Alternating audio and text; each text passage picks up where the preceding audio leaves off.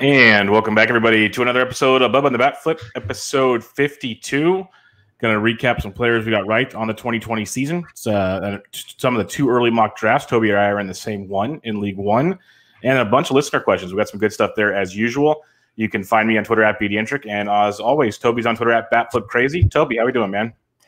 We're doing all right, Bubba. A little tired. I think I'm still getting over the season and trying to adjust sleep schedules and all of that stuff. But it's everything's good. It's fun to get back into it with the two early mocks. It's nice because I feel like, it's a fun exercise and it's mostly fun. And I'm not like super stressed out about my picks, but I'm very curious as to how the drafts will develop and like looking at some of the stuff that Smada has put together, which is always it's always fascinating just to see how the different drafts work and to get the aggregate ADP, which is obviously more valuable than just looking at one draft. So it's been good, though. Things are good. Yep, definitely. That's what I love about these two early mocks, that gives us an idea of kind of where things are wrapping up and maybe where they'll go. Obviously, a lot can change by March, per se. But it's very interesting, and I agree that the cumulative ADP that Smada puts together is very, very strong and a very useful tool, at least to get the offseason started. So we'll dig into that. I believe our draft is into round 5 now. That's made my 4 or 5 pick. So we are. I saw that. I like that. Moving through. Yes, a little bit of Ellie, a little bit of a pitcher that I liked, I think. Yep. Oh, Sixto. Okay, so maybe not a pitcher I like, but a pitcher. I think I want to start seeing where guys are going to go, so I'm going to take my chances. We'll see. For sure. But we'll get into that here in a bit. But first, we talked about players we got wrong last episode or the one before. Let's talk about a few guys we got right. We'll talk about 3 each. Obviously, there's some more or less or whatever, but kind of talking back on 2020. Bubba, there's way more. Each one of us, I analyzed it, and I think I got 97% of my the guys that I liked hit. And there's that 3% I got to scrounge up where I figure out who I missed on. It's mostly Bo Bichette. I think that's the only guy. Well, yeah, we're going to talk about Bo Bichette. Don't worry about that. So that's on the list. Bo Bichette?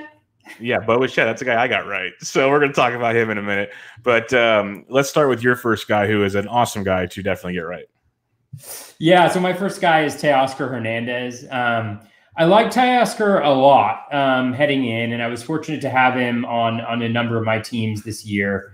And I think why this is maybe helpful is it's not helpful to be like, guess what? I got one right. And like, whatever, I'm awesome, because that's true. But the thing that was a good joke, I thought. But you're just giving me stone cold. I was reading something. That's okay. It's okay. So with Teoscar, I think what was valuable about him is there's a dramatic change in him second half of last year, actually, where you saw just across the board these huge shifts in plate discipline, in contact rate, in hard hit rate, in some of the StatCast metrics, the quality of contact metrics as well. And so that was really and especially with an ADP around I think 280, 290, something like that. I really liked him because I just wanted to take a shot on was that second half real? Because we don't know. Was it real? And then I think also just looking at playing time. So it looked like he had a shot in everyday job. So if he stuck with that, he could be a boon. If he didn't make it, then you just spent ADP of 290 or whatever, and you move on to whoever gets the job instead of him. Your Derek Fishers of the world or whatnot. But I think the thing that kind of was big about him is not only we knew the quality of contact was great, we knew that the sprint speed was there, but he's never really been able to translate that into actual stolen bases. And getting 6 stolen bases in the shortened season, even with the injuries, 6 stolen bases, 16 homers in a third of a season, essentially, that's nuts stuff, right? That's 48 home runs and 18 stolen bases. And I'll take that from a guy going right there. But I think the lesson here is that sometimes these guys who showed us in a partial or a part of a previous season that they were capable of something, that maybe that's a bet worth making as long as the guy has playing time or you feel like he might be able to get in there or there's some sort of skill there. So I think that might be the lesson learned, if you will, as we like to say these days, from Teoscar for me. But that was definitely a big hit. How about you? What was your first one? Well, one thing I liked about Teoscar is I remember we talked about him a lot towards the end of draft season as guys we were into, and I believe he was going after Gritchick, or they're right next to each other. So that's one of those we kind of like both those guys. And if you got Teoscar, that was big. And the last part on Teoscar I'll mention is I've said it since he got traded to the Jays that I loved it because I'm not a professional scout by any means. I don't act like I'm a prospects guru. But I'm an eye test guy. Like I've said that forever. That's why I'm trying to learn. I try to turn the StatCast microwave on and learn things. So when I go and see Teoscar play in Fresno before he was traded, he jumped off the field. Like he was very, very good. And that's like when they had other prospects there. Tucker wasn't there yet, but they had some other guys that everybody wanted to see. And I was glued to Teoscar, like his arm and everything. It was impressive. So I'm glad to see him actually start to get going. Gives me a little kind of validation inside, even though it doesn't really matter to anybody else. But it's one of those little things to enjoy. My first guy is on the same team as Teoscar Hernandez. I just kind of hinted I will mention him, and it is Bo Bichette. And this is a guy. Bo Bichette? Bo Bichette, yes, Bo Bichette. Best name in baseball. Boba Fett, Bo Bichette, whatever we want to go with here. It's a good one. He's part of the baby Blue Jays, which is a good thing. So our buddy Comac Dude is going to love this segment of the show. But I'm a big fan of what we saw. Obviously, it got shortened due to a kind of freakish injury, but he still played 29 games, played about half of a shortened season. So got a shortened season. But he still hit 301 in that process with 5 homers. More importantly, 4 stolen bases. That was the question mark that we had was, could he run? Will he run? Because we didn't really see it like you talked about when he got called up in 2019. Everything we saw in the minors, didn't really see him running a lot. The hit tool was still great. All that was awesome. Wasn't running.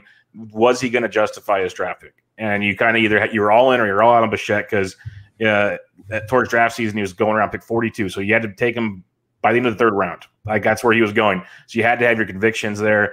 And for me, did he pay off? Maybe not for the fact that he only played 29 games. Probably didn't pay off at all. He's 26th on the Razzball player rater. But the reason I'm glad I got him right, at least I'm saying I got him right, is I was on him from the get-go.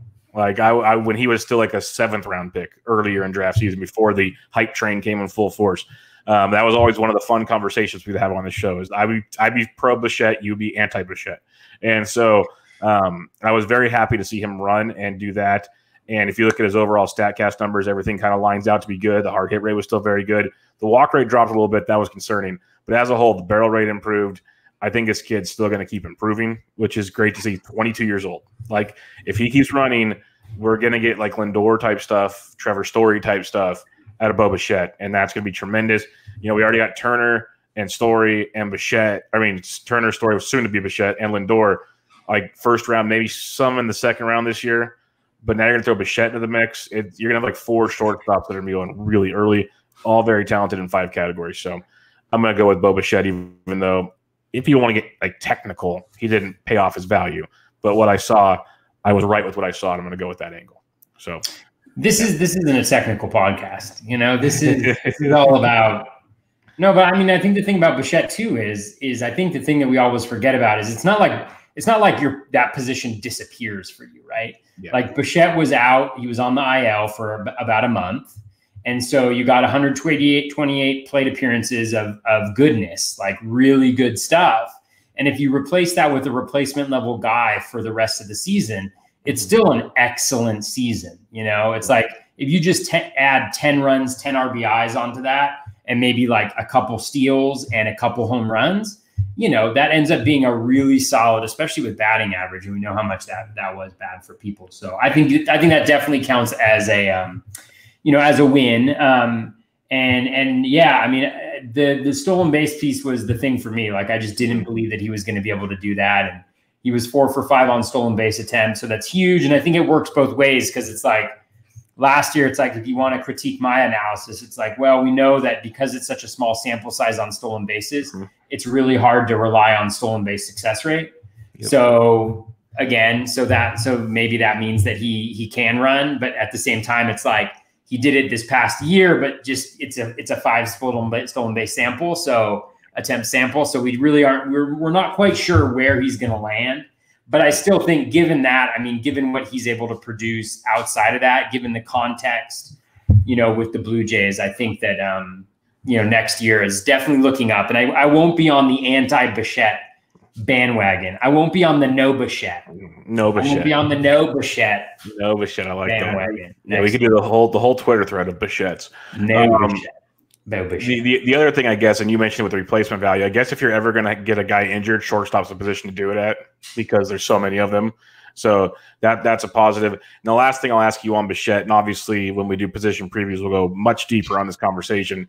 But just for fun, hypothetically right now, if I say Bichette's going to steal 15 bases next year, is that enough to make him boost? Maybe not for you, but to at least justify his value going probably by the end of round 2. I think so. Yeah, I mean, I feel like one of the things about the offseason before projections come out is I feel kind of naked. You know, I feel like I'm just kind of, you know, whatever. But I think so. So the way that I'm thinking about it is, you know, if he's a 25-15 guy, that's probably second round material if the batting average is what we've seen so far. And let's see, what was that? It was a 352 BABIP. So now he's got 340 plate appearances at a 361 BABIP. You know, so again, the sample size to feel confident in that BABIP is not quite, you know, isn't quite there yet. But I think, like, if I knew going in that he was going to get 25-15, like, yeah, I'd probably take him there. Okay, that's just what I was thinking, because basically what I'm projecting him to in my head right now, obviously we like to do it on projections, what I'm thinking he can be is what we wanted Javi Baez to be this last year. And I know you and I were on like the 2-3 turn with him there. Like we were all totally. So yeah. Back in the second round. Yeah. For sure. I mean, he went Justin Mason grabbed him like 42. I got the ADPs up right here. We're talking Bo Bichette. Let me just do the quick F. Bo Bichette? No Bichette. He went early Bichette. He his average ADP is 23.2. Man. Yeah, so we were in League 1. He went at pick 18 in League 1. So the early round 2. The lowest he's gone so far is pick 35 in League 5. Okay. So that's where we're at with no Bichette. Cool. All right, who's your number 2? My number 2 is Dansby Swanson. My bold prediction heading into this year was that Dansby Swanson would go 10-5, and he went 10-5 exactly. And he was super valuable. I mean, part of that value was something that was unforeseen, which is Albie's injury. Swanson goes and hits at the top of the lineup and just accumulates runs like nobody's business. But, you know, again, I think the kind of lesson here is, you know, and again, you know, not a lesson that's applicable in every single situation, but I think we saw from Dansby last year in the first half, he was a very good player. Like he made strides and then he had the injury and he came back, and it was pretty clear that he came back a little too soon. I mean, the numbers were just awful. I think he hit 0 home runs in his last 114 plate appearances or something like that. And so I was kind of buying in because I knew, okay, here's a guy who's got a little bit of power, a little bit of speed, going late in drafts, could be in a nice situation in the lineup. And that's what I was gambling on. And it worked out for me in this particular instance. But I think it's one of these examples, again, where every year we have to wade through injury stuff. And especially next year, we're going to have to do this, right? We're already doing it with like Christian Yelich, you know, where it's just like, we got to sift through, you know, this guy's injured this way, or that guy's injured this guy, or he doesn't have access to video. He doesn't have access to video, and try to figure out, okay, which of these do we think actually made a material difference, and which is actually like their skill is getting worse or better. And so this is a particular instance where I think it seemed pretty clear that Swanson was injured, and that's why everything kind of went downhill. And I think generally speaking, again, I haven't done enough diving into his numbers to see like how much of this was earned, how much of this was maybe luck, whatnot. But I think overall, very pleased, obviously, with the way that Swanson reached out. I mean, he scored like almost 50 runs in the shortened season, which is just nuts. So, yeah, that was one that worked out well for me. Yeah, no, big Swanson fan. I'm pumped on that one. I'm glad you nailed it. The dude's great. I think our biggest talking point all preseason was if he could hit up in the order, and when that happened, obviously it flourished. So that'll probably be the same talking point this next time around. Because when Ozzie Albies first came back, he started at the bottom of the order. He started hitting a little. They moved him up. Swanson went backwards. Here we are. So it's just one of those deals. It's like, what do you do? Because you have Acuna. They like Brett Freeman second most of the time. It's just a tough nut to crack when you got those two guys up top, and you don't want really, Swanson or Albies hitting third or fourth. So you already have Ozuna there. It's difficult. I think Albies kind of settled in around fifth towards the end of the year. So it's one of those, maybe can you move like Swanson to second, Freeman to third? And I don't know. There's a balancing act they got to figure out there in Atlanta. But I guess it's an embarrassment of riches. That's what it comes down to. But sure. Yeah, I'm with you there. My second guy, and this is more of a guy I'm glad I got right because I was on full fade alert. I ranked him fifth among second basemen just because second base was so weak. And I ranked him 11th among shortstops going into the season. And I wrote about how he was going to have like a massive regression season. And people hated me so much for this. Like I hated you. On Reddit, I had so many Yankees fans coming out of the woodworks to tell me how stupid I am. But Gleyber Torres disappointed in a big way, and I got that right. I'm very proud of this one because I explained to people it was like this hard hit, this home run to fly, like this whole. It wasn't luck. I'm not gonna say it's luck, but if you look at all the peripheral stats, like he ran hot, very hot. And it's one of those things, if you're going to say, some of these other players we talk about that hit the ball really hard but don't do anything else are going to regress, you got to look at the whole spectrum here. And Gleyber Torres is one of those guys. On the Rise Ball Player Rater, if you type in second base, and it also includes, multi-position people, anybody with second base eligibility on 15-team Yahoo leagues, on the Razzball Player Rater, Toby, just for fun, can you guess where he was rated? 42nd. You're actually closer than I thought you'd be. 53rd. I mean, did you expect me to do really poorly, Bubba? No, I didn't. But I expect most people to think, okay, at least like 20th or something, because Gleyber Torres. No, it was that bad. It was that bad of a season.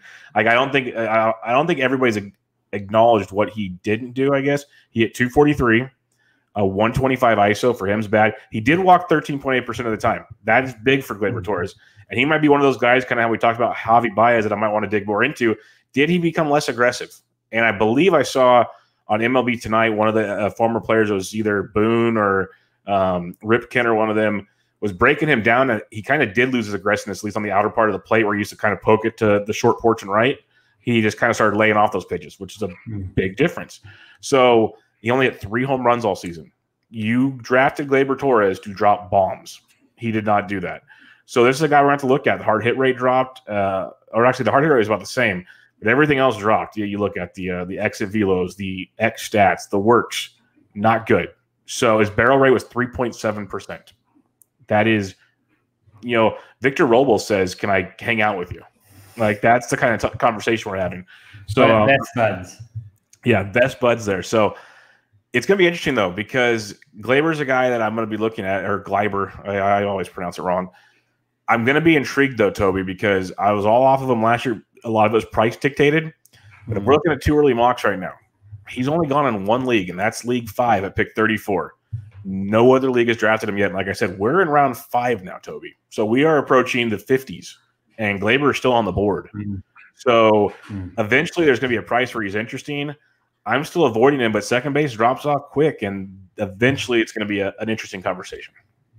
Yeah, for sure. Yeah, those are going to be the really interesting guys for me, is the guys who are fading after, whose ADPs are falling a lot, and the guys whose ADP is moving up a lot. It's going to be really interesting to see how that works. Yeah. All right. Who's your number 3? My number 3 was Will Myers. Yeah. You deserve this one. You deserve this one. Everyone take out your pad and paper and enjoy this victory right here. Write the check to me. Just make it out to Toby at BatFlip Crazy. When are we getting the T-shirts made? Well, the T-shirts are made, actually. Okay. I need to get one. They don't have like the premium whatever, but there was a really nice guy who on Twitter who, when I sent out that thing about making the T-shirt, actually made the T-shirt. There was another one that was just made that says Thrill on it. But that's a little too close. That's rude. It's a little too close to Will Clark. Exactly. I mean, that was nice. I was nice. I said, it's a dope shirt. Yeah. But what I was thinking was, there's only one Will the Thrill. Yes. Thank you. Yes, very well And done. he does not bat right-handed. No. And he does not play for the Padres. No, he never did. And he has not played in like 20 years. No, he's as big as I am. For sure. Great guy though. So with Will Myers, I mean, it was just for Will Myers, it was, his second half last year was better than the first. And if you look at the first half of last year, it was a little bit of an anomaly just in terms of like how low the contact rate got, how high his strikeout rate got. Obviously, he's not old, but he's an older guy. I think he's on the wrong side of 30. So you never know whether he's going to rebound or not. But with kind of the power speed combo that he possesses, and the fact that they shipped off a bunch of, they shipped off just a bunch of their outfielders, and so it was pretty clear that he was going to get a full run of games there. I just felt really good about it. And that was one where I put it out there. I owned him on every single one of my main event teams. I drafted him way ahead of ADP. I drafted him at like 175 just to make sure I got him in a few of them.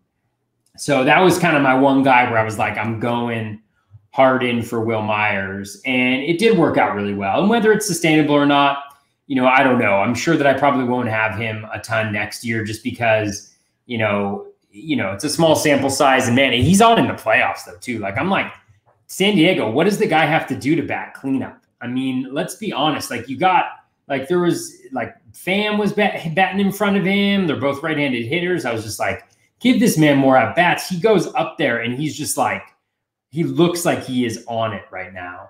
But so that one worked out really well for me. And, my bold prediction was that he would be a top 25 outfielder. I haven't seen what he was on Razzball Player Rater, but on the ESPN Player Rater, which I don't know why I use that. It's just easy. He was the number 11 outfielder, I think. And so he only got 2 stolen bases, so he didn't get the 12 and 6 that I had predicted. But he hit 15 home runs, and I'm going to give myself the W on that one, even though he didn't quite get to those. But yeah, so that was good. I'm interested to see where he goes, that'll be kind of fascinating. So we'll see. He was 9th on the Razzball Player Rater. So he was a beast, like an absolute beast. He earned everything. He has not gone into any drafts yet, which you'd expect, as good as a season he is. That's what's really interesting to see who's drafting. I'm going to give a lot of props to the people drafting so far, because we're using Fantrax and the rankings are based on how they did this year, not how we probably draft them next year. So you have to actually kind of like search through. Like I started scrolling to kind of get different guys in my queue just to keep in case I'm on the run or something and doing something busy, that I at least have an idea. Because if you're just kind of messing around and almost you're like, oh, next guy up, this guy, no, why is he here? So yeah, it'll be interesting to see where he goes for sure. But solid call on that. 15 homers. Yes, that's definitely a kudos to you. My third guy, and yes, I'm a Giants fan, but I'm gonna pop up here with Clayton Kershaw, because I know, Toby, you were you witnessed what took place going as draft season got closer. We talked about guys that were reliable pitchers, and Kershaw. And I'm pretty sure you're a fan of Kershaw also, but I moved him up a lot for the shortened season. I was like, this guy is a guy I want, because the back problem, yes, but I'm not as concerned on this season because he's going to be ramped up. We saw the velo change too with the drive line, which is big. It's really big. That was really big. But what I wanted with him was he was a guy that even with the back problems, maybe he throws 80 or 90 pitches, he's still giving you 6 innings because he's that efficient. And we saw it time and time again with him. I really loved – I should go back and really look at his logs. I bet you he can throw 100 pitches in maybe half his starts, because that's just what Kershaw does. But he was outstanding. He went around pick 43 in NFBC drafts in main events for the shortened season. That was the 16th pitcher off the board behind Chris Paddock, in between Paddock and Corbin. We'll talk about Paddock. Sorry, Charlie Morton went before him, Luis Castillo, which wasn't bad, but like a lot of guys went before him. Were looking back, would have been pretty nice. He was 6-2. He was absolutely outstanding. 2.18 ERA, strikeout rate almost over a K per inning. And I'm not going to go too much farther on Kershaw. He'll be another guy that's going to be interesting to discuss going next year. A year older, longer season. How's that plan for Kershaw? But man, even what you saw in the wild card game against the Brewers. I know the Brewers have been really bad offensively this year, but he was just dealing. Like, it was just awesome. When he's in that zone, he is still one of the best. So he's a guy to look at. I think he's a good SP2. When you look at the player rater, he was 8th, and we look at 2 early mocks, average ADP of 29.7. So back into the round 2, maybe early round 3 in some drafts. So maybe an SP2 or an SP1, depending on how you're doing things. It could be interesting because I still don't know if I'm in love with him as an SP1 next year just yet, because eventually that shoe is going to drop and that's going to hurt. So it's a little confusing. Like Walker Buehler is going 2 picks later. I'd rather gamble on Buehler than Kershaw next year, but I'll take Kershaw 2020. I'm there for that. Yeah, it's a tough one because the volume, like a lot of times with those frontline starters, you want to get the volume, and I think that's even more important now. I mean, I think that's one of my takeaways from this shortened season is just how important it is to get the K volume, the strikeout volume, because chasing Ks is brutal, because that's really what we're doing, right? We're chasing wins and we're chasing Ks when we're streaming pitchers. And if you can get some guys, some lockdown starters, who are high volume strikeout guys to start your staff, with really good ratios, I think it's a huge boon. So he's definitely really interesting. I mean, I think he's like a really good complement to like a Garrett Cole or something like that. If you start off with Cole and then you're able to go with Kershaw or something like that, I think there's some nice little pairings like that in the first couple rounds if you ascribe to the starting pitchers early philosophy, which some people espouse.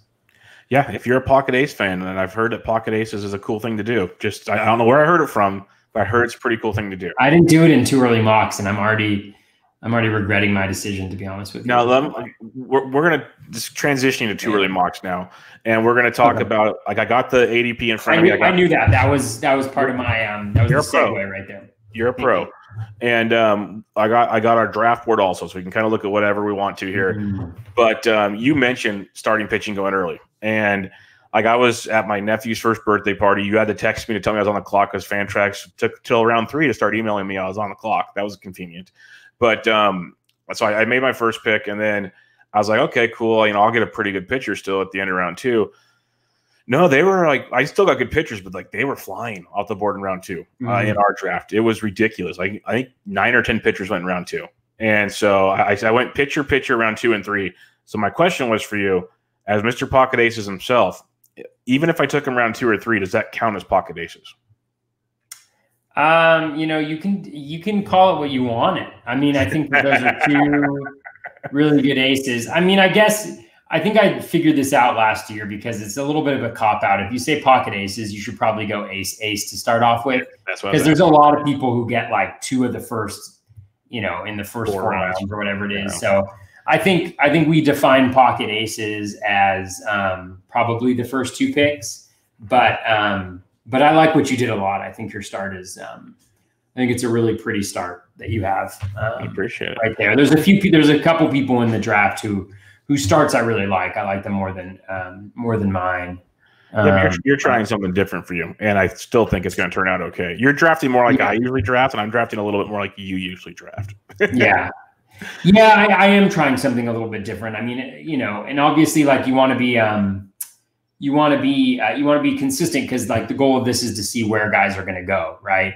But it's also interesting to me because I have some of my thoughts already, and some of my thoughts are I'm just like, oh God, I'm up. Like I have pick 49. Like I want a starting pitcher. Who the heck am I going with here? Because all of the guys that I really wanted to get are already off the board. But you want to draft intentionally so that it's they're more valid results, right? But at the same time, like I think I just wanted to see what this would be like because I do think hitting is so deep to start off with, and there's some guys like Yelich before, Yelich was kind of my number 1 hitter. Like I thought he was going to be the best hitter going into it. Just the batting average has been so good the last couple seasons to pair with the home run and stolen bases that you can get from a couple other guys up at the top. So I just wanted to see what it looked like to build from there. And after my second pick, I was just kind of like, I kind of wish I'd gone a different direction, but oh well. Yeah, but Yelich at number 12, that's why you're doing this. You got to see what you can get because the odds of him usually falling to 12, like we discussed it like a week or 2 ago, some of these guys falling, and he fell. Bellinger went 13. Like Mason got him at 13. Machado jumping up to 14 was an interesting one by Mr. Ajeto himself. That was a bit of a surprise, but that's what these are for. In the first round, we had 3 pitchers go off the board: DeGrom, Bieber, Cole, in that order at pick 7, 8, and 11. So DeGrom at 7, Bieber 8, and Cole at 11. And like I mentioned, in the second round, I was pick 14 in round 2 because I was picked 2 overall. There were 9 starting pitchers taken in the first 13 picks of round 2. I took the 10th starting pitcher that round. So basically, there was 13 pitchers gone by the end of round 2. Almost half of the picks were starting pitchers. I don't know if it was like we see it usually in mid to late March in the main events and everything. You see starting pitching climb up. I don't know if it was kind of recency bias, war, just fatigue, just from all of it. Everyone's like, screw it, we're doing this because we saw all the success you and others had with the pocket ace strategy. But it'll be interesting to see where it goes. But let's just have some fun for a little bit here. The start of the draft, because there's been a lot of debates already on Twitter, and there'll be many more of how you start the draft off, because like Trout's not running anymore. So does that really make him number 1? Everything else he does is elite, but does it make him number 1? So it went Betts. I took Trey Turner too. I'll discuss that if we need to. Acuna, Tatis, Trout 5, Soto 6. So those big hitters went 1 through 6. Where do you disagree, or are you good with all that? Because like for me, these early picks, you can pick and choose what you want to kind of go, but these early picks, you're getting your guy is the way I look at it. Yeah, it's a great question. For me, I mean, like I don't disagree necessarily. I think any of those 6 guys could be the first pick. I mean, it just depends on how you want to build your team a little bit. I personally like, and again, it depends on what the league is that I'm drafting in, but Garrett Cole is my number 1 pitcher right now. I mean, I think there's definitely an argument to be made for DeGrom and Bieber to be there as well. But I just think that Cole, when you combine the skills with injury and situation, just playing with the Yankees in a very good offensive lineup. I think Cole for me is number 1 because, DeGrom is probably the best pitcher. But again, like we're going on 3-4 seasons where he just hasn't been able to get wins because the Mets are not as reliable. And that means something. I mean, that's really important. And so I do think it's kind of lame, but I would probably have Cole. But I would take any of those 3 pitchers probably first. But I would go Cole, DeGrom, Bieber. Just because I do think that starting pitchers are more valuable than hitters. The really good ones are. But from the hitter standpoint, I can see an argument for a lot of these guys. I think Mookie is super safe. I think he's a great pick. I can definitely see that one. I think Acuna has obviously got the highest upside. Well, Acuna and Tatis, I got to look at the numbers, but they're both like 40-30 guys, right? I think Trout is probably the last one for me of this group that I go with. I think Soto, what's been most impressive to me is the stolen bases recently. I mean, this year he had, I think, 6 in a shortened season for him, even shorter than the shortened season because of the COVID stuff earlier on in the year. The batting average was absolutely insane as well. Washington's taken a couple steps backwards, but if you're talking Juan Soto with 15 stolen bases, in a year, that's a pretty nice little thing there. And Tatis really slowed down a lot as the year progressed, obviously an elite talent, but you kind of saw in the profile there, you're going to have your ups, you're going to have your downs. And I think overall it's going to be really good. So that's a long-winded way of just saying, I think any of those guys can go first. I think the Trey Turner pick at 2 is totally justifiable. I think the power that he added on was big this year, and I think that's been coming. And he continued to steal, and he had those 12 stolen bases after not stealing a base in the first couple weeks there. When everybody was kind of freaking out who drafted him. So again, I think there's just, and that's the thing that I think is challenging is there's just so many good, really talented 5-category hitters at the top of drafts now. It makes it interesting. It makes it almost like, you just want to be like, I'll take the 6th pick and, whatever happens after that. But Yeah, I think I want to be like in the middle of the back, like where you are at 12 is where I think I'd much rather come and be there. I know you want to be farther up so you get one of your big dogs, your big pitchers. You got it. So that's where you want to be.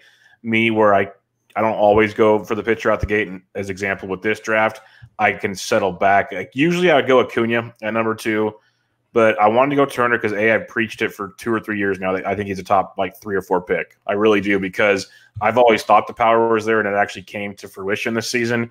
Like this guy, if things go well, you're talking like 25 to 30 home runs on a full season with 40 plus stolen bases or something. Like if things go right for Trey Turner, which is just insane to think about.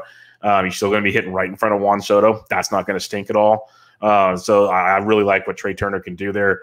Super young, still getting better. I think Mookie, I'm impressed with Michael Parnell for picking a number 1, because I think he deserves to be number 1. I really do. In that Dodgers lineup with what we saw, I think he gets that number 1 pick. So you can't really go wrong. Tatis, I like him a lot, but that second half kind of drop off, I really want to look into that more and see what went on there, because it could have just been a slump. And, if he had a full season, he'd bust out of it again. Very possible.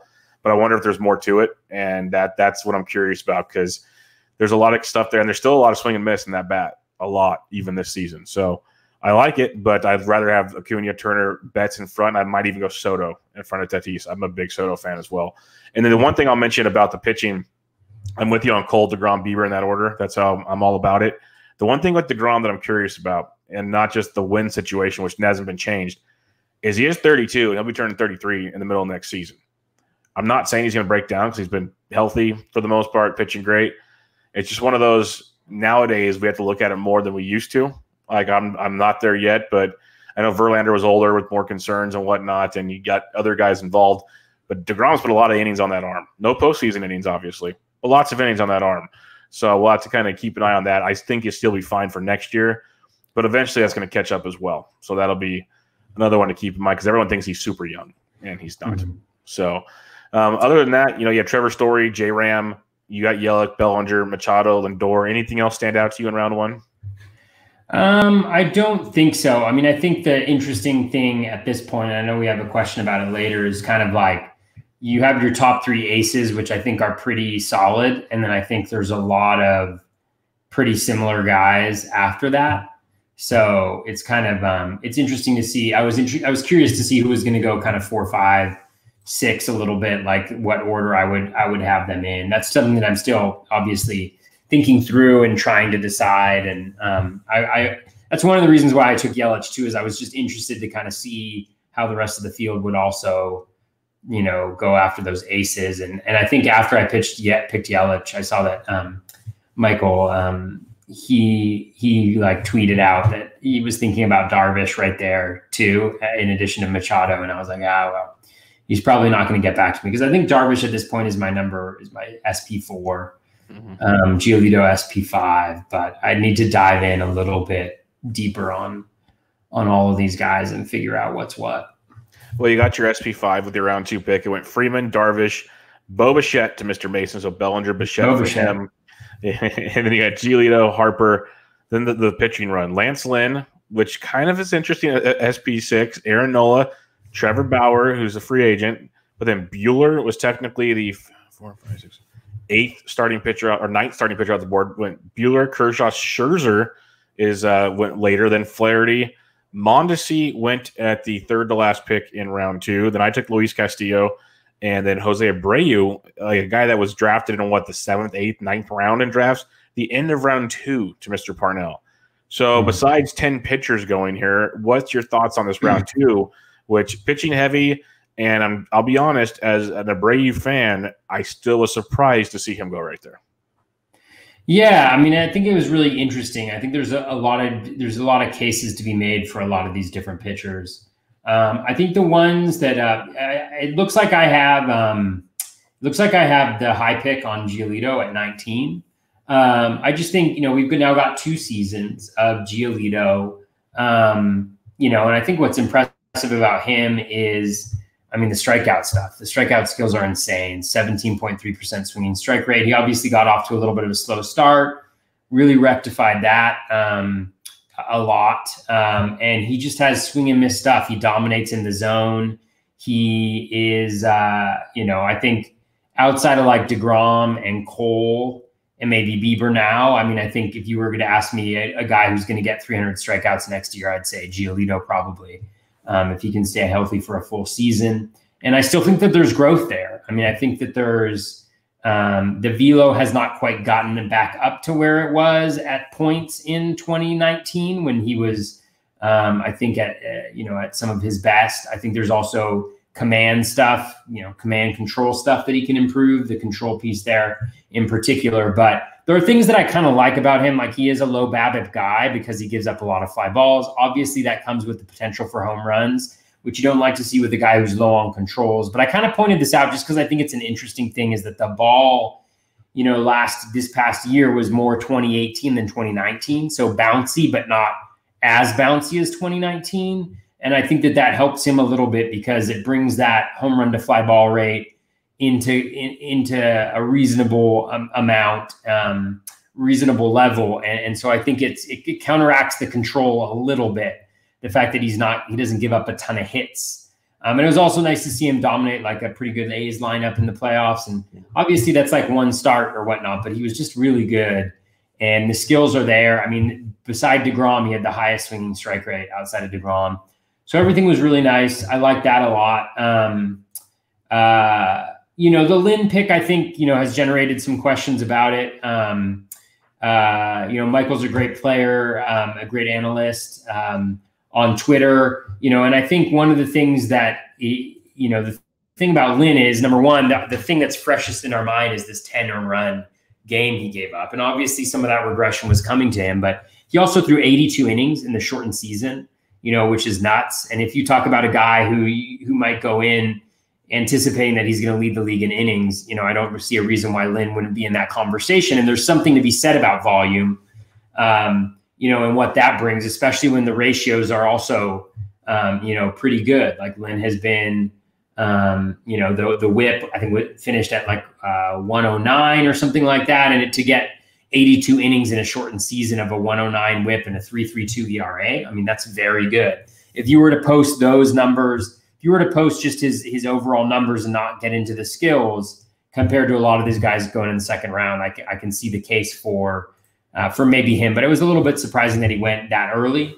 People were back in on Nola, obviously, which I don't disagree with that. I mean, I think he was an incredible season, and I kind of kicked myself a little bit because I had this tweet, just randomly in the offseason where I was like, if you look at Nola, like he's actually second half last year was really good. And also when I looked at CSW and percent of pitches that are balls, which are like leading indicators for strikeout rate and walk rate, he was actually one of the best starters last year at CSW. I think it was CSW minus walk percentage or ball percentage or something like that.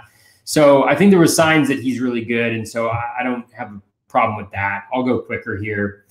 I think everybody there is justifiable. Flaherty, I was hoping Flaherty would fall a little bit, just because he did have a little bit of a rough season, but I think that playoff start fresh in people's minds. He's going to be great. I was hoping he might fall a little bit, but that doesn't appear to be happening. And then there's some injuries that are, like Denilson Lamet. Where does he go if we're not wondering if he's got a longer term thing, and Clevenger, guys like that. So it's really interesting to see where those guys, and I think we're going to see that in each draft, it's going to be different order of those similar group of guys going. Yeah, after the big guys, it does vary quite a bit. And I was going to mention that on the ADP here. Like, it goes to Grom, Bieber, Cole ADP wise so far in these drafts. But Trevor Bauer is the fourth pitcher off the board in these drafts, and he was definitely he was the almost 9th or 10th in ours. So that shows some fluctuation. He went 23rd in ours. He's gone as high as 12 in others. So he's all over the board there. Then goes Darvish, Giolito, Scherzer, who went 26th in ours. He's gone as high as 17, as low as 32. So that's an interesting one to keep an eye on. Then goes Nola, Castillo. I got him at pick 29. He's gone as high as 17 and as low as 41.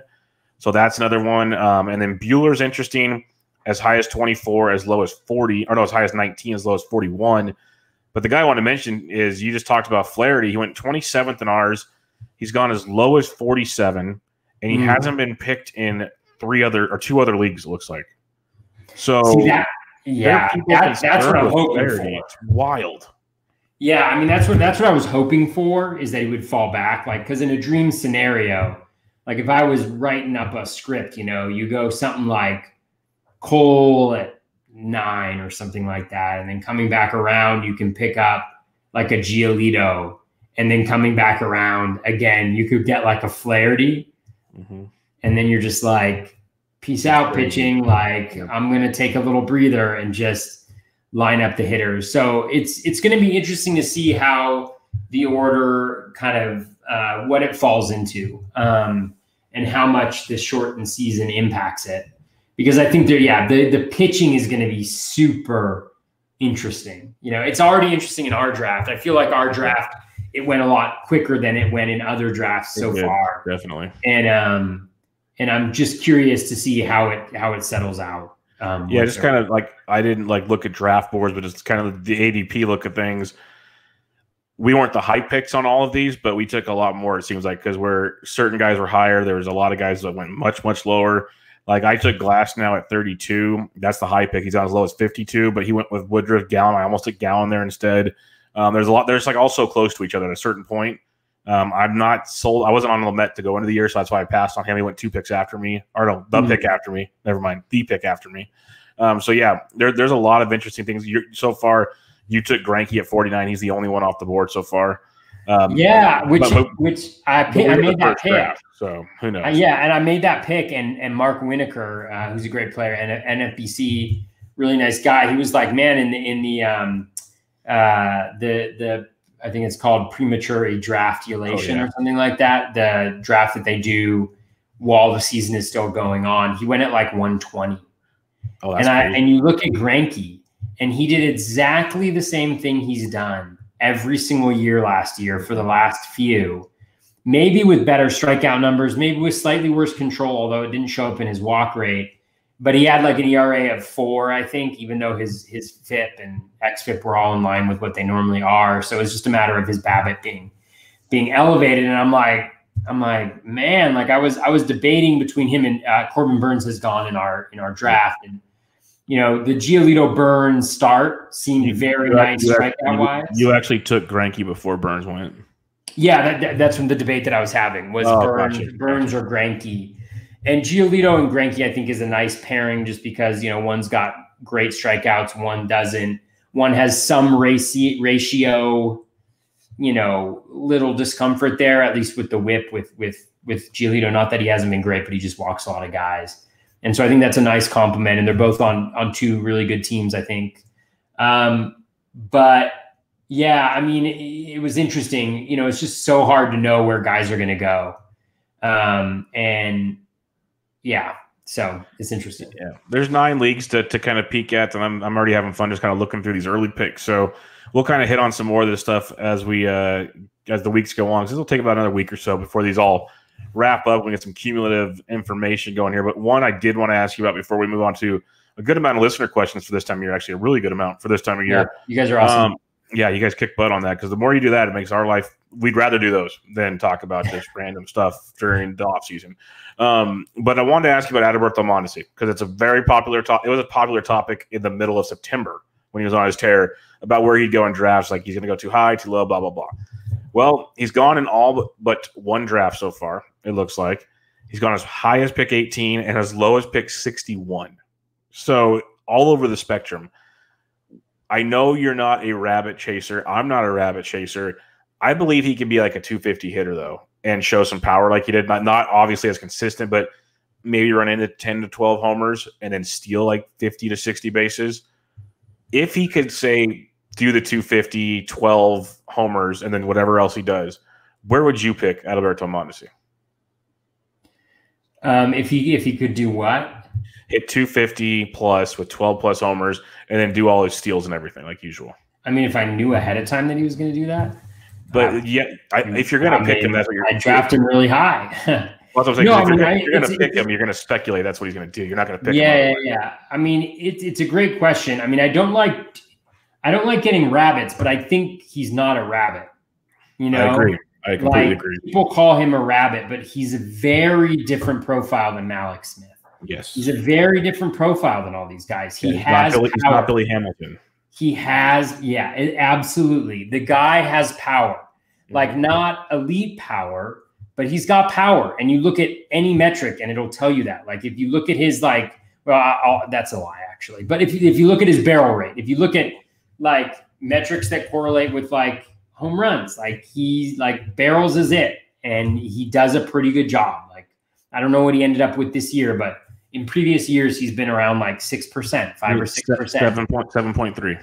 7.3. So he can do it. And I think that's the key. Like, I mean, look at his line. And the thing is, everybody's like, his OBP sucks, so he's not going to score runs. But the problem with that philosophy is he steals so much that like when he gets on first base, he gets on second base.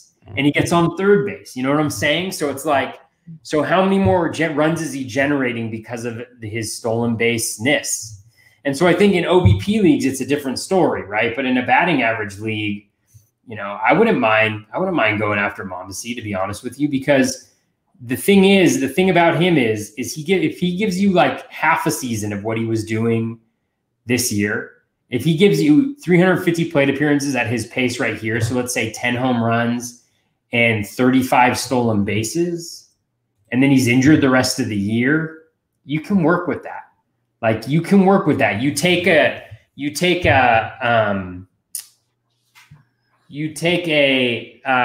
replacement level guy on top of those stats, and it's brilliant. I mean, it's incredible. And yes, you know, I think the thing is he's got the profile that all these other guys have, that Luis Robert have, right? That Javi Baez has, that everybody has. They're free swingers, they hack, and they're streaky as all hell. And so they look really, really bad a lot of the times, and they look really, really good some of the times. And their true talent level is somewhere in the middle. And I think the problem with him too is that we focus so much on like him as an actual baseball player, you know, like versus what he does fantasy wise. Yeah, he's going to have a terrible WOBA, you know, his WRC plus isn't going to be great, but you know, when it's all said and done, I mean, holy crap. I mean, you know, there's the potential, like you talk about outcomes. He could steal 60 bases in a season. He's 100%. Never done it before, but it's there, right? It's there. Well, let's just talk like real quick. His last 24 games when he went on his tear, it was basically the month of September. He hit 356 with 6 homers, 22 runs scored, 20 RBIs, 16 stolen bases. Did strike out 28% of the time, so that didn't change. He had a 464 BABIP, which is not great, but that's what he does. And is he going to do that all year? No, like I'm not foolish. But at that same time, you're talking barrel rates. He barreled the ball nearly 11% of the time with a hard hit rate over 48%. Like he was doing things that shows, like you're talking about, like what I would compare him to. And I know they're not like this close together, but he's basically a poor man's Trey Turner for me. Yeah. Like I think Trey Turner is obviously much better. That's why I took him number 2. I would take out Alberto Mondesi number 2. But if he slides if he's around in round 3 for me, I am very curious. Yeah, maybe back into round 2 just because of what he does for your team. And I'm glad we had this conversation. I'm glad we're kind of on the same page here because then it won't make this offseason as long. But because I'm with you, I see all the slander on him and whatever, to each their own. But he's not as bad as I think people make him out to be.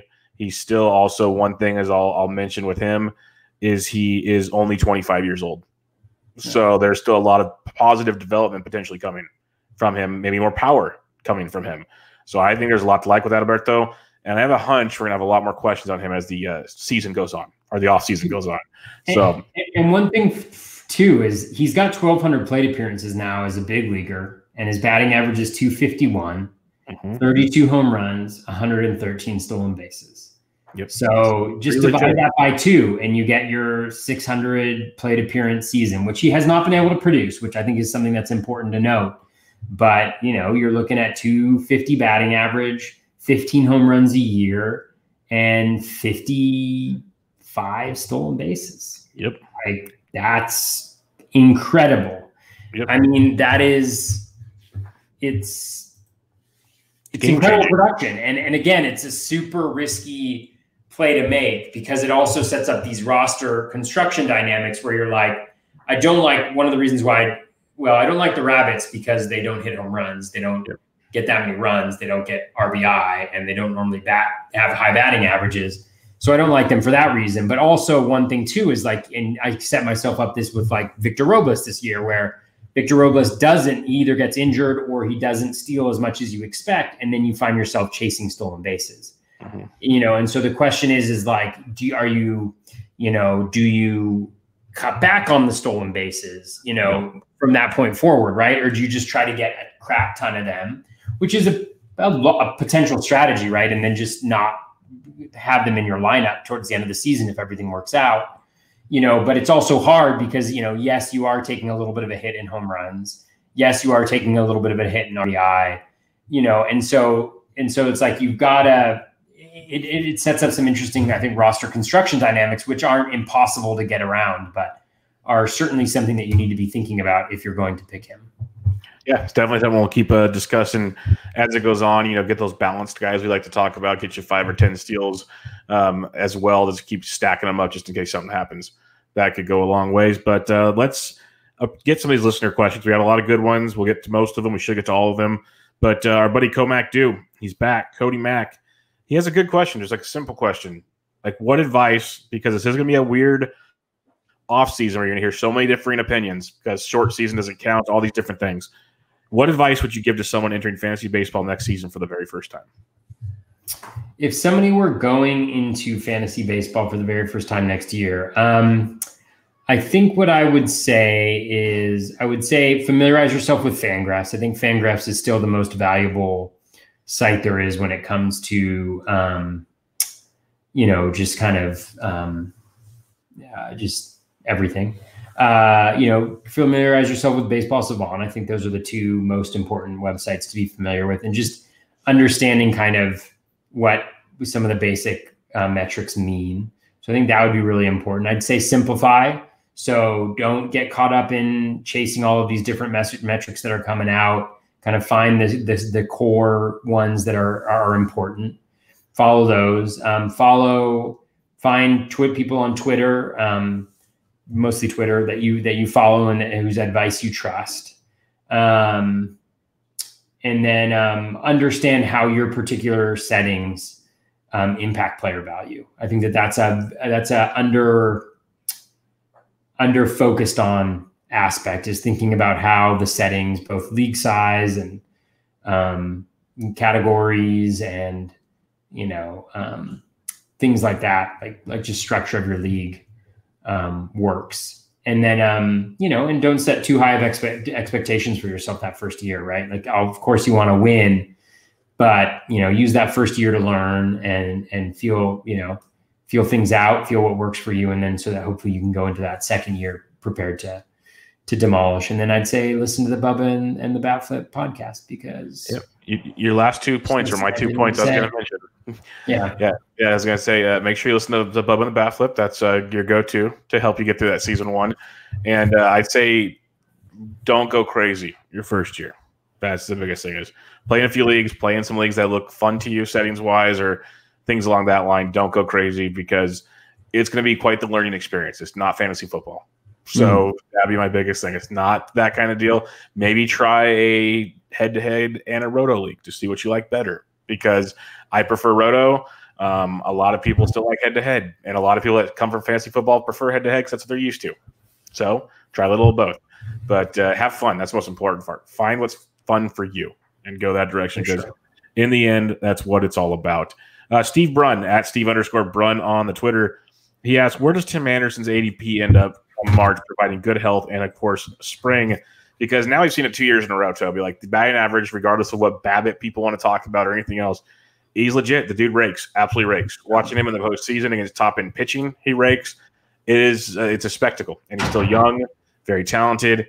He went around pick 36 in our draft so far. He was the 6th shortstop off the board. When you look at Smada's ADP right now, as high as 36, as low as 58. So I'd imagine end of round 3-ish is the latest you'll be getting him in March, probably early round 3. What say you? Yeah, I think third round at some point is where he'll probably settle in. I think I set the min pick on him this year in the main event. I picked him at pick 50. I mean, what is there to say about the guy? I mean, he's super awesome. good. Yep. He's in a really good lineup. And potentially getting better. I mean, just as a hitter, like he seems like he has a real thirst to get better as a hitter. And, you know, he doesn't have an ideal profile, obviously, for OBP, but even OBP is not hurting you because his batting average is so high, right? And you know, we argue about like whether it's sustainable or not, but he's always been a high BABIP guy, and he's not going to get like a 400 BABIP, but he's going to be one of the league leaders in it probably in any given year. So I think he's an excellent way. I mean, you know, I've joked around about this 3 starters to start off with thing, and you know, I'm just going to get more and more extreme as we go. But I wouldn't mind starting a team with Tim Anderson. You know, him being the first hitter that I. Yeah, it would not suck at all. That'd be a very good way to go. So no problem targeting him in round 3. It's weird because like we talk about how deep shortstop is, and it is. There's no hiding that. It's just weird though. It felt like in certain drafts, if you waited because you trusted how deep it was, passing on those upper end guys that stole bases the way they did, it hurts you still.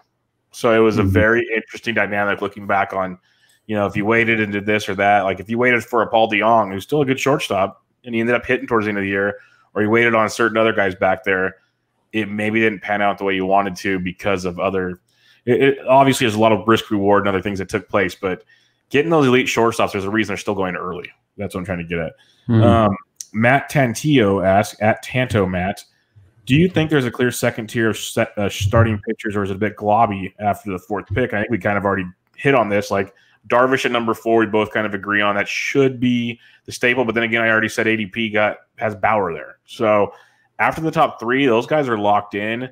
It's a bit globby after that, at least what we've seen so far. I think it's going to stay that way. What about you? Yeah, for me, I think it's I think there's a second tier that starts with Darvish, and for me goes until Flaherty is kind of tier 2, and then after that it's kind of Maeda, Lynn. I don't know. I might have Woodruff in there. Yeah, I mean it's pretty big. I don't necessarily think that each person has like an argument necessarily to be at the top of that. You know, like when I break it down, so like when I look at like Woodruff and Gallen is a good example. Like I have a hard time seeing why Gallen goes ahead of Woodruff. Like I looked at that. That was one of the things that I was looking at, and I have a trouble seeing that, you know, or seeing how some of those guys going in front of like, you know, a Darvish or a Giolito or somebody like that. But I think there's you know, and I need to dive into it more. I'm sure I don't really make tiers, but I'll have a sense of like which guys in this area of the draft I want to prioritize. But yeah, so I think it is a large tier, but I don't necessarily think that it's like everybody's equal within that tier. You know, I think it's definitely like a graded tier or something like that. I don't know if that's a thing. Dave Swan at Davithius asks, starting pitchers pitch considerably less innings than usual. Do you think it'll impact them in 2021? I have my thoughts. What say you? I think Jeff Zimmerman had a tweet about this, I want to say like earlier this week, just about how teams are probably ahead of where we as fans are in terms of thinking about this. And so they probably did things, you know, while everything was shut down to make sure that they were at least as much as possible kind of imitating that. So I generally would feel the pretty similar way in the sense that like the guys who have gone, you know, are 180 to 200 innings on a consistent basis, I feel pretty good that they can go back to that level. I mean, some of the questions are like a guy like Corbin Burns is a good example where he's never really gone beyond 80 at the major league level. He got to 60 this year. Like, do you bank on him for, you know, 150, 120, 180 next year? I don't know, but I think we'll learn that stuff before at least the meaty drafts happen. I think we'll get a better sense of how pitchers were handled in the offseason. Yeah, I think the big thing, like you said, with Burns, guys like that, the younger players, those might be more of a concern. Guys we've seen it done before. They're probably, like you said, doing things in the off season. Maybe some of these teams have these guys pitching right now for like until November. Like, hey, come out and throw bullpens for like the next month or something like that. Just to stretch it out, then go rest for a few months, and we'll come back to spring. Like something along those lines. I think they're not too worried about it because guys that have done it before for a year or two, one down year or it wasn't injury related, wouldn't concern me as much. I think if anything, it might benefit them to take a year of just kind of chilling and not going crazy with it. So I'm not going to factor in too much just yet. Maybe, come spring, we start hearing some talk from guys saying this, that, or the other. Then we can kind of, put our ear to the ground and listen a little more. But for now, I'm going to kind of keep it business as usual. Like I said earlier with Kershaw, guys like that, those older guys with some injury concerns, that might be different where I'm not as aggressive on them. And guys like Walker Buehler, who we know starts slow but can finish strong, he's more intriguing to me because I'm still confident in 160 plus from him. And in the grand scheme of things, I talked about with Strasburg before COVID hit in like the February previews, that we need to start accepting 150 really good innings is not a bad thing anymore because there's not that many guys that go super deep like we used to. So even if these guys are going 150, 160, that's kind of the league standard, that's still pretty good. So something to kind of keep in mind, and a long ways to go in figuring all that out. Mike Carter asks us, what was your most successful strategy this year? And will you use that again? I have a hunch I know what yours was, Toby. Well, I mean, I guess, I don't know. I mean, I think there's a couple of ways. I guess the most helpful way that I can answer this question is having a strategy, like having it's not just so I think what happens is I do the pocket aces things and people know about that. And so people focus on that, which is fine because I think that's a key part of my strategy, but it's not the strategy alone. And so I think part of it is just understanding that like you can't have everything. And so what is less important to you to have coming out of the draft, right? And for me, one of those things was closers, like fading closers. I think the last couple seasons I've been able to avoid, I think, a lot of landmines by fading closers and using the opportunity to fade closers to either add starting pitching or to build depth and hitting. In a part of the draft, I think, where there's oftentimes some decent values from a hitting perspective. So I would just say like that going into the season, I had a pretty set strategy and I stuck with it. And it ended up working out well for me.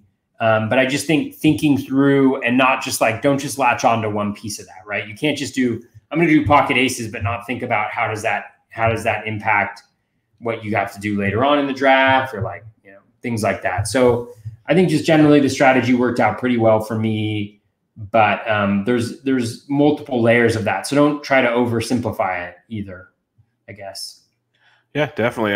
Mine might sound kind of simple, but it takes discipline to do in a draft. Is especially early. I want those 5 category guys. Like as much as I love JD Martinez, that's rough. Like in the 2 early mocks, I took Nelson Cruz at the end of round 4, round 5. That's okay with me. It's not ideal, but when you get a guy like Trey Turner, that changes things a bit because he's like an extreme 5 category guy. If you're getting kind of a basic 5 category of like 15 to 20 steals, I might not go Nelson Cruz. That's kind of the yin and the yang of the situation there. But the idea is to just keep disciplined on constantly making sure you're kind of not taking a bunch of holes. Like I guess you should say, don't take a bunch of cruises where you have no steals. Don't take a bunch of batting average guys. Kind of make sure you're balancing things out throughout the season. So as long as you have a good floor, if guys overperform, things are looking pretty good. And that's just a kind of discipline thing. Don't shoot the moon type stuff. That's one thing. And then it came in play this year, and I was very focused on doing it this past year. Might not be as important next year. I think I'm still going to stick with it because of the flexibility it gives you. I really want to focus on multi-position guys. Like I'm not hardcore on it, but I want to make sure I have a good amount, like 4 of them or so, 3, 4, give or take, on a roster, even if it's just something like second base shortstop or second base third base, because that opens up corner infield and middle infield. That opens up so many things real quick when things get difficult. And I like that flexibility because then even when you're doing fab, you can do different things. You're not having to focus on one thing per se all the time. So that definitely changes things. So multi-position guys. And that's going to be interesting to see how that was handled by different formats this year. And then just making sure to keep your roster balanced. That was a big thing for me. So I love that multi-position eligibility one. That's good. Yeah, quick that question. Yeah. Oh, go ahead. I was going to say that was clutch, like in TGFBI, where I finished third in my league. Overall wasn't great, but like I said, I was out of fab for at least 3, if not 4 weeks, half the season, because of trying to get guys to cover injuries.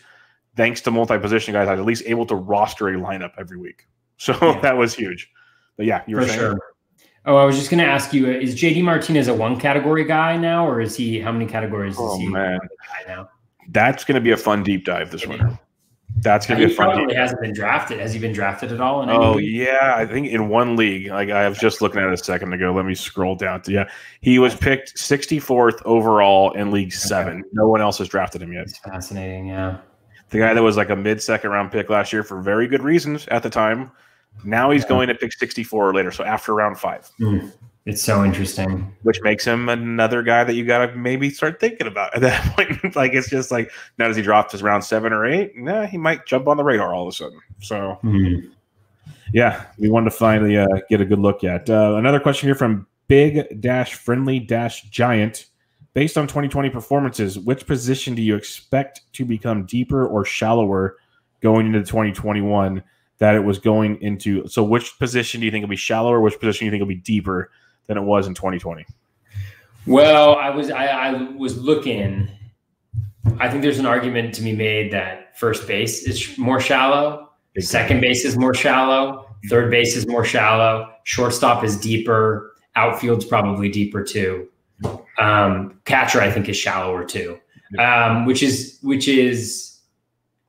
doesn't seem possible, but it's fascinating to me. Because I was just looking at it and I was like, I can't really think of guys who have moved up that much, but I know guys who have fallen in these. So yeah, it's interesting. I don't know. What about you? Yeah, I'm with you. Like I was thinking, the middle infield positions I think are super deep. Even like second base isn't that deep, but there's so many guys that have gained multi-position eligibility, just kind of looking through things, it deepens it a bit. Like it's not maybe the best deep like shortstop is, where it's not the end of the world. Like I was already saying, you want the top guys, but it's not the end of the world if you don't get the top guys. Like, if you don't get a top first baseman, it gets ugly. Like if you got lucky and got Luke Voigt or Christian Walker this year, you're happy. But if you went and got CJ Cron, he got hurt. Like there's all that just dropped off so quick at certain spots. And or you're stuck with Daniel Murphy. I know that happened to me in a league or two. It was just like, wow, you thought things were good. Murphy. Yeah, that's another guy that I will not touch ever again. But like shortstop, yes. Outfield's getting deeper and deeper. Second base I can live with, but ideally it's very top heavy. Yeah, third base, first base, but first base is the one that crossed my mind initially. That one got really bad. Like Matt Olson can't hit 200, and that's another one. I'm like, what happened there? Pete Alonso's who I thought he was. Like good power, a lot of other holes in that game. You got Abreu, you got Freeman, Bellinger's there, but he kind of took a step back this year a little bit. It's an interesting position, a very interesting position to take a look at. So I'm with you on that one. Obviously, shortstop takes the cake, though. So that's going to just keep getting deeper, it seems like, because almost all the prospects seem to be in the middle infield at shortstop or something. So our buddy Dev Petraziello asks, second base is gross. He loves Albies. He thinks Cattell bounces back, but after that, he doesn't know. Do you try to get a top guy or wait till later? He says he likes Biggio, but he has to be in the top 90, and Biggio's going to go pretty early. And I'm with him on Biggio. I think you like Biggio as well. But, yeah, we were just kind of hitting on it. Biggio's only gone on one draft. He went at pick 49. He hasn't been taken anywhere else, so he's going to drop into the 5th and 6th rounds in most drafts, which becomes interesting. But what's your thoughts? Do you get aggressive at something like a Whit Merrifield, an Albies, a Cattell? Do you buy back into Hira? There's Altuve. Like, there's a lot of question marks at second base. I think it's what makes it shallow now. Yeah. So what do you do there? Yeah, I think for me, I am not necessarily prioritizing it that much. Like it's not a position where I see it and I'm like, I got to grab a good guy necessarily. Like I'd love Albies. I think he's going to be fantastic next year, but according to his too early mock, everybody thinks he's going to be fantastic next year. His ADP is like 27. It's higher this year than it was last year. So that's probably not going to happen at all. But I do think that there's some interesting guys. I mean, Dave mentioned Biggio, who I think is definitely really interesting. I think there's still the average concerns, but I think we feel a little bit more confident maybe that what we saw in his first year was something that he might be able to replicate on a fairly consistent basis, recognizing that there is a floor there with the batting average. But I mean, the thing is, there's guys like LeMahieu, who's a second baseman, multi-eligible guys like Whit Merrifield had a tremendous season. He's a second base guy. Although, is he going to have second base for this year? He should. I hope. If he doesn't, that changes things quite a bit too. That would be awful. Let's check this. This is really important stuff that we're doing right now on this podcast here. Second base, he got 15 games. He got 15 games at second base this year. Yeah, he only got one at first base. Man, that would have been interesting. That would be good, right? Talk about multi-position eligibility. Oh, Jesus. But I also think that there's guys that are going to be values next year. So like a good example of a guy is Max Muncy. Like everybody loved Max Muncy heading into this year. He's been really good for a long time. I think he had the lowest BABIP or the second lowest BABIP in all of baseball this year. And so he's a guy who I think will fall just because of the profile and because of the bad luck, who I think I'd be fine scooping up later on as kind of like a guy to, if he goes like 120 to 150 or something like that, to kind of scoop up the power and the runs and everything there, because I don't think he's necessarily fallen back as a hitter per se. There's like Tommy Edman, who again, like never really got going. It didn't seem like this year, but I think is still an all around solid profile. And then there's going to be guys like, Tommy LaStella, who moves back up a little bit. Gavin Lux is going to be really interesting next year.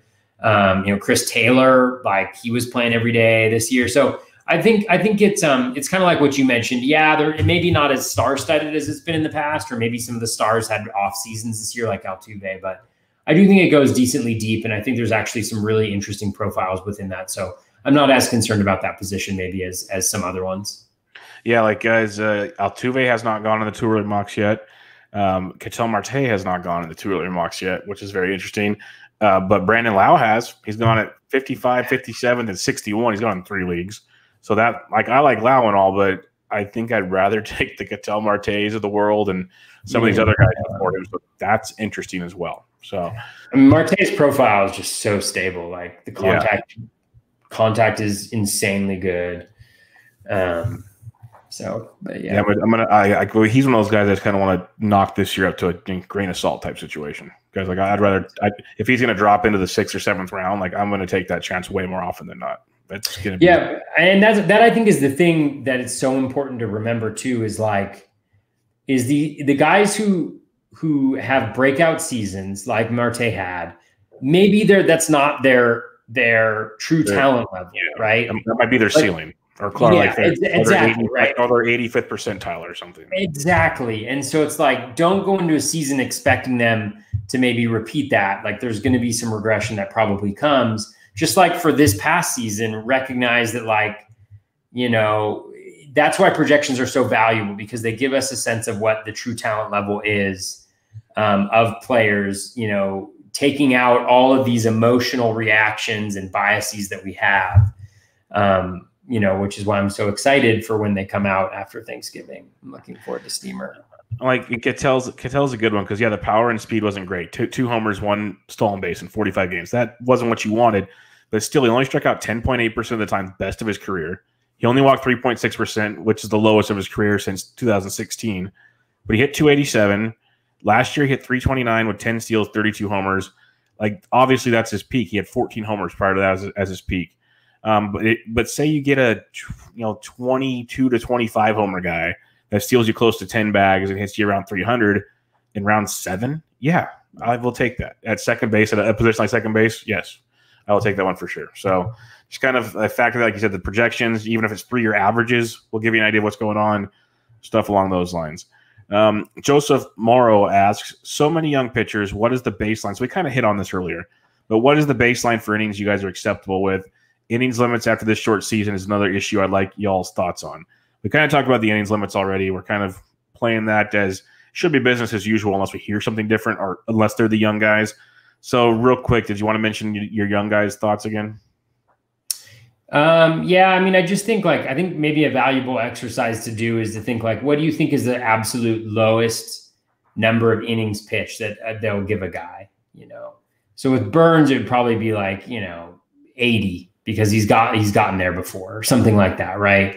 Yeah, and then Burns, it's like 120 is the peak or something, 125 maybe, 130. Yeah, and then do the peak and then choose the middle, right? And just be like, oh, okay, so maybe like if I was drafting Burns, I'd think that he was going to get like 100 or 120 innings or something like that, you know, because I feel like they could go up to 150 with him. Maybe look at Brandon Woodruff and see kind of how they handled him and what it might look like. And so, you know, I just think like with each guy, you want to do that exercise. It's just like Luzardo this year. It's like Luzardo, it's like, okay, there's a range of innings pitched that he's probably going to get. Choose the middle and figure out what you think he's going to do at that point. That I think is where people get into a lot of trouble, is when they do their own projections or when they go into things and they project people just to have, like, they over project, you know, and just make sure you don't over project, because emotionally you and I don't say that like pejoratively, but like your biases, like you like this guy, you have skills and you really want him to be good. And so for that reason, you bump up his projection a little bit. That's not what you want to do. Like, be conservative, you know, have a process for figuring out what you think that likely range is. And then, okay, what does his value look like there? And don't draft him at a place where he needs to hit, you know, the top end of what you think that range is that he's likely to see. Yeah, no, definitely. 100% agree with you there. Last question for the night. Again, great questions, everybody. Keep them coming going forward. At SMMS79, frequent listener of the show, he asks, there are only a handful of guys locked into closer roles entering next year. Does this make you want one of those sure options earlier, or are you more inclined to throw much cheaper darts late? It seems to me like the last few seasons, even mediocre closers are top 120 picks. And you've kind of hinted on this a bit. I know we'll get deep into this eventually, but you're more of a kind of maybe get one, but just wait for the most part, right? Yeah. I think, you know, like what I generally do when I'm going into a draft is I want to be drafting from that kind of second and third level of closer, I guess you would say. Just as an example, this year, like I had a lot of Alex Colomé, I had a lot of Mark Melancon, I had a lot of Brandon Kinsler. And so these are guys who have been good pitchers. Their skills aren't maybe that elite, but they seem to have a pretty clear, you know, they're lined up pretty clearly for the role. And you think that they maybe have like a little bit of wiggle room. So I'll get like hopefully two of those guys heading into a given year. And then I'll speculate on like some higher skilled guys who may find themselves or on committees and things like that. I think what's going to be really challenging, I've thought a lot about this because, you know, we're probably a month away from Draft Champions League starting to draft and stuff like that, is how to approach leagues like that, where right now we're kind of like, I mean, God, like we could go through, but there's probably like 10 anointed closers who aren't free agents, and trying to figure out how to tackle that a little bit. And I think part of me just wants to not punt saves, but you know, get some high leverage, high skill speculative guys, and maybe be a little bit more comfortable going after a lower number of saves, or feeling like I have a lower number of saves secured and maybe adding another starter there instead. But I think it's a really interesting question, but I'll never really pay up for those closers. Like I had Liam Hendricks in one league this year, which happened to be an online championship. So in a shallower league, I might be more willing to do that. But not really. Yeah, I don't really want to pay for saves. And you mentioned draft champions, like that's one for sure. Like, don't pay up. Go get a bunch of speculative guys late. There's no reason to pay up for that. So the best ball format or whatever you got going on. So I'm with you there. Like, I always want to say I'm not going to pay up, and then a Hendricks gets my attention. I don't go all in. Let's put it that way. Like, I might get one, and then I had a ton of Colomé this year. I'll take my chances back there, and I prefer not to play the fab game, but that's just the way it goes these days when it comes to saves, because you can always find them. It's very true. It could be very expensive, but you can always find them. So always keep that in mind. You can, and I also think that it's a little over dramatized. I don't know, but like I think early in the season there's a lot of competition for saves. People pay up a ton of fab. But as the season progresses and things get a little bit more muddled, and it's pretty clear like that teams have different needs, I think it does become easier to pick up closers and to speculate, especially when you have a full 26 weeks or whatever it is of fab to do that. Like, don't get me wrong, it's not like you go into the season without a closer, but I do think that getting a closer on the waiver wire is, as long as you're not in that, as long as you're patient about it, I don't think it's as challenging maybe. And I also think that the number of saves you now need to compete is going to be a lot lower, you know? And I think that's just the way that the game is going. And so, everybody's got kind of their price and their value. And I just think that there's ways to get saves. And I mean, we found it this year, right? I mean, like I remember I had a league where I think I had 6 saves halfway through the whole season, and I was in desperate need of saves. And by the end of the season, I had like 5 closers I could have gone to, right? Like Daniel Bard showed up out of nowhere. And, just like there's a few guys that just kind of came out. And I think that happens every year, and you just have to be patient, and you gotta churn through some of these guys, and you just gotta be dedicated to it. If that's the way your league falls, where you're really short on saves, like there's normally a few guys who are like that in a given league, but not everybody's as desperate for saves anymore at a given point. So I don't know. I think that's maybe a little bit over focused on the the ability to get saves off on waiver wire. Anyways, yeah, and it does happen every, like you said. I remember Liam Hendricks 2 years ago helped me quite a bit in certain leagues. So always guys showing up, and we'll be talking about them throughout the offseason. But that'll wrap us up for Bubba and the BatFlip 52. Again, great questions. Keep those coming. We'll talk some more too early mock takeaways next week, as I would imagine we might have some wrapped up, or at least pretty darn close to being wrapped up by the end of next week.